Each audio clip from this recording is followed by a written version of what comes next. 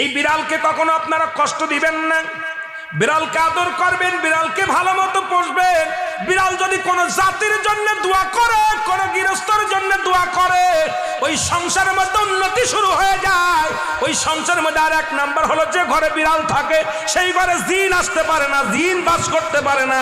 আর একটা ঘোষণা শুনেন, নবীজি বলে গেছেন, যে ঘরের মধ্যে বিড়াল ছানা বাস করে ওই ঘরের মধ্যে জিন জাতি প্রবেশ করতে পারে না। তাহলে ছোট ছোট মাসুম বাচ্চাগুলো যে ঘরের মধ্যে থাকে, মুসলমান অনেক সময় জিনের আশ্রয় পড়ে যায়, অনেক সময় জিনে আসর করে, ওই ঘরের মধ্যে জিনে আসর করে। যে ঘরের মধ্যে বিড়ালকে আদর করে বিড়াল থাকে, ওই ঘরের মধ্যে বিলাই বিড়াল বিড়াল বিলাই বিলাই, এইটা যার ঘরের মধ্যে আছে এই ঘরের মধ্যে দুষ্ট জিনেরা আসতে পারে না। জোরে জোরে চিল্লায়া বলা যাবে না মারহাবা। একবার নবী সুলাইমান আলাইহিস সালাম শুনতে পাইলেন পাশের বাড়িতে একটা কুকুরকে কষ্ট দিয়ে বিষ